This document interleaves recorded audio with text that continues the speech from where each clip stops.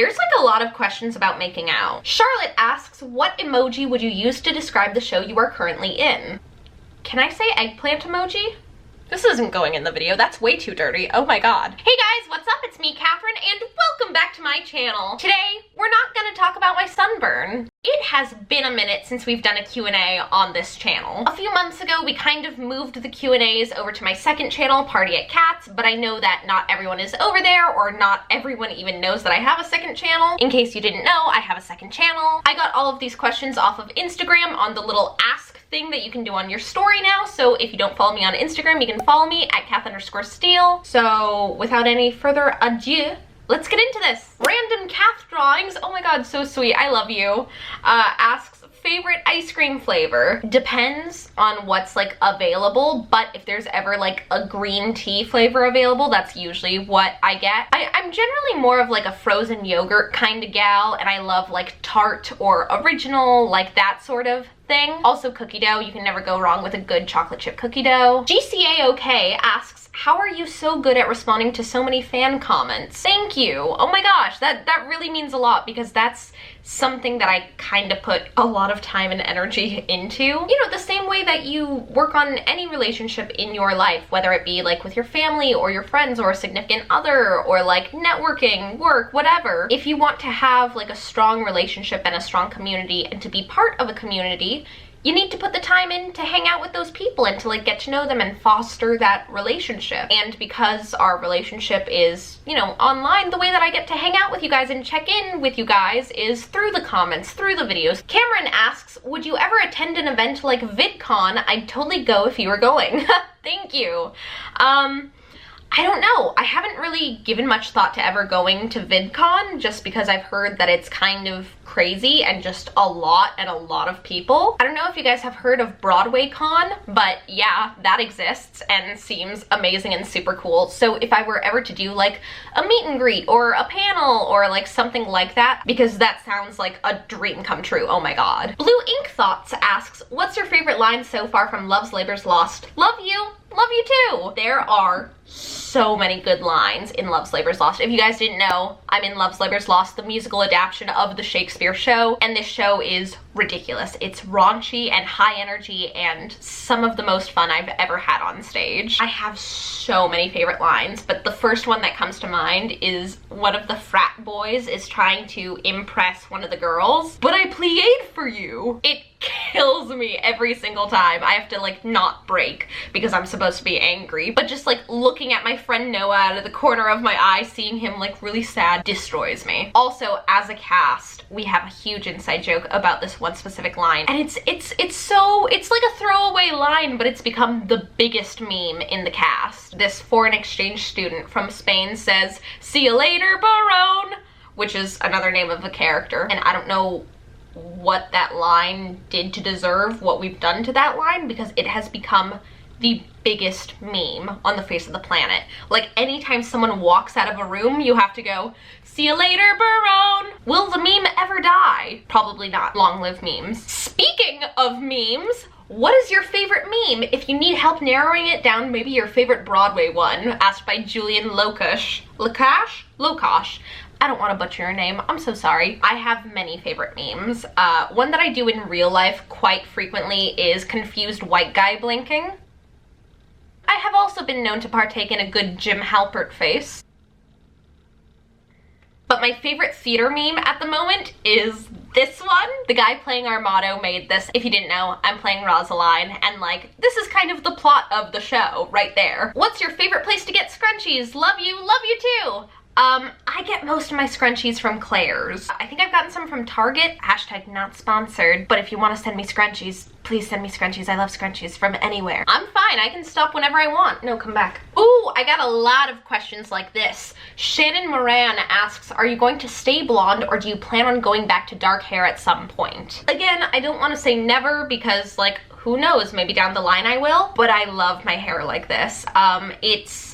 My entire life I've never felt like a brunette, and I have so many friends who rock being a brunette, and I just don't think I was ever one of them. I think I looked pale or sickly, or it wasn't a good look on me, and I feel like being blonde really fits my personality, it fits my skin tone, it fits who I am. I feel so much happier. Ashley Cooper asks, how do I make a rep book? I have a whole video on that. Actually, if you guys are new here in general, because I saw a bunch of questions about like how to find an audition song, what to wear to an audition, stuff like that, I have a whole huge playlist full of musical theater audition advice and regular acting audition advice too. I'll link that playlist down below, and you can also just access it on my channel by clicking playlists. It's a huge playlist, and I promise you, if you have a question about something, I probably have a video on it. So definitely check that out, because that's really helpful. Alexa asks, favorite costume from a past show? That's really hard because I've had a lot of really good costumes, but they've all been so different. I loved my Oklahoma costume. It was so heavy, and it was in August, and I was dancing, and it was like 3 or 4 pieces plus a petticoat. It was insanity, but it was gorgeous. Tori Horn asks, any advice on playing Anne in All My Sons? Oh my gosh, congrats. I love All My Sons. If you don't know it, it's a fantastic straight play by Arthur Miller. I'd 10 out of 10 recommend reading it or seeing it if you have a chance to do so. It kind of all depends on your dynamic with your other actors and what you're doing with the show and what you're doing with Anne. So I actually wrote in big bold letters across the front of my script so I'd see it before every single run through.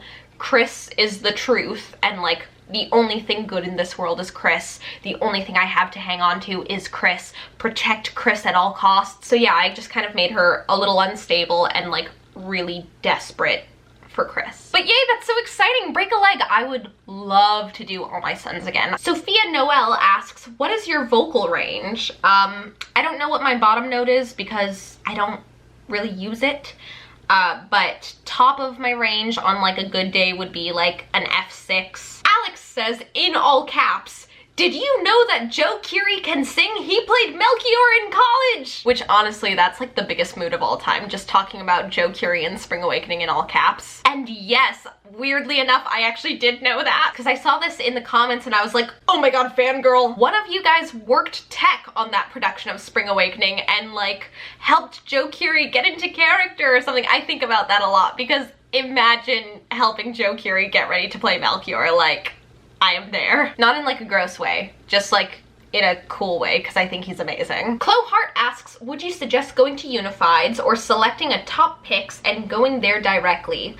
Go to Unifieds. I mean, if you have the budget to visit every single school and audition on campus, you can. For me, especially living in LA, that just wasn't feasible. That's a lot. Follow up to that, I got a lot of questions also asking what school I currently go to, and I don't feel comfy sharing that. Sorry. Also, in case you haven't seen a video that I made a long time ago, like way before I was even regularly doing YouTube, I used to go to school for musical theater and I quickly left that school. The program wasn't right for me, the school wasn't right for me. I had an amazing time there with a ton of opportunities and like really cool stuff was happening, but I wasn't happy and it wasn't a good fit for me personally. And because of that, I don't like saying the name of the school. A lot of people have figured it out. I've had lots of friends like screenshot send me like different message boards that I've tried to figure out where I went to school and stuff like that, and that's fine. But the reason that I don't share it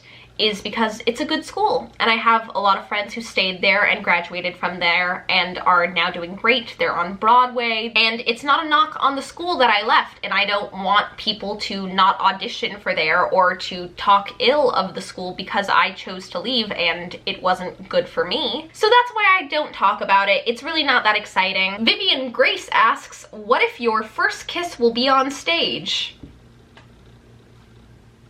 Mine was. I don't know if I've ever said that on the internet, but my first kiss was on stage. It's a little weird, but you'll be fine.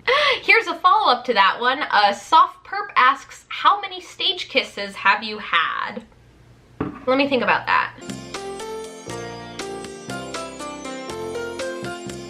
Okay, I'm thinking 17. I might have missed a couple, but I used to actually have a list because I would feel so uncomfortable that I like had lost track of the amount of people that I've had to kiss for different projects. So I used to do that because it would make me— oh, Bubble Boy! I forgot Bubble Boy. So 18, that was a really awkward one. We were in like a freeze, but we had to keep making out, and it was a long time, and it was just like a lot. Which, by the way, I always see like tweets and comments from you guys being like, have you checked out Bubble Boy the musical? And every single time I see that, I get so happy because I'm actually friends with Cinco. If you guys know Cinco Paul, he created Bubble Boy the musical and the movie, and he also wrote like Despicable Me, Secret Life of Pets, ton of stuff. He's super talented. But there was like this big gala benefit that happened honoring like Cinco's life and career, and it was just like a weekend of everything Cinco had done. So like the finale of it was a production of Bubble Boy, and he asked me to be in it. So yeah, I love Bubble Boy, and it's super fun. If you guys don't know Bubble Boy, go check it out. It's a great option for like any school, youth group, teen group. That was a long-winded way to say that I have made out with a lot of tenors. C. Deckel asks, are you doing any shows in LA? If so, where? Yes, I'm doing Love's Labor's Lost the musical. It's not in LA, it's a little bit north of there, but definitely come see it. It's gonna be so much fun. It's a very short run, like 4 performances, and it's all to raise money for a kids theater group that I grew up doing. The cast is insane. The show is so fun. It's so rarely produced, so this is like kind of one of the only chances to see it if you're able to see it. I think there's only ever been one other production of it in California, ever. Rachel Gomez asks, have you ever auditioned for Broadway? If so, what show? I haven't, and that's because I am in school and I live in Los Angeles, and my main career isn't musical theater. Yes, I do it professionally, but that's not like my career. If that was my career, I'd be like auditioning all the time, and you know, I like to kind of do a lot of different things. And that kind of goes along with a lot of people asking if I plan on moving to New York. I love visiting New York, but I am so not a New York person. Like, I could never live there. And primarily that's because of the weather. I did briefly live on the East Coast, and I was a mess. I don't function if I don't have sunshine. It's really, really bad. And because of that, living on the East Coast is not really an option unless I were going for work, in which case I'd figure out a way to, you know, work with it. But like, just for me on my own volition, I wouldn't move. If I had a job, yes. I also love YouTube. I also love being in the entertainment industry, television production, new media. I do a lot of different things, and a lot of it can't be done from anywhere else but LA, and there's a ton of professional theater in LA. Mally asks, I'm in a show and a girl asked me out. I like her, but I don't want to showmance. Any advice? Did you say yes? Like, what did you say when she asked you out? Oh my god, that's so exciting. I don't even know these people and I'm shipping them. Have like a real conversation about it. Explain your fears to her, and maybe hold off the date until the show closes. Or maybe try hanging out outside of rehearsal and make sure that you guys have things to talk about that isn't the show you're in. Jeffrey Cornelius, oh my gosh, OG, Theater Thursday fam. Jeffrey asks, worst/longest tech story. When I was doing Into the Woods, the time that I was Cinderella, we were holding so much during tech that the conductor started doing his taxes in the pit. Like, he had his paperwork and he was filing his taxes. Willow Kingston asks, what was your first kiss like? Very awkward. I'm assuming you mean like first real life kiss and not first onstage kiss. I mean, both were awkward, but yeah, first like offstage kiss. He was older and I wouldn't stop talking during it. That's basically my whole personality, like, let's be real. But yeah, very awkward. So there you guys go. I hope you enjoyed doing this little Q&A with me. I hope you guys are having a great day. I love you so, so much. Break a leg, and I'll see you guys next time. Bye!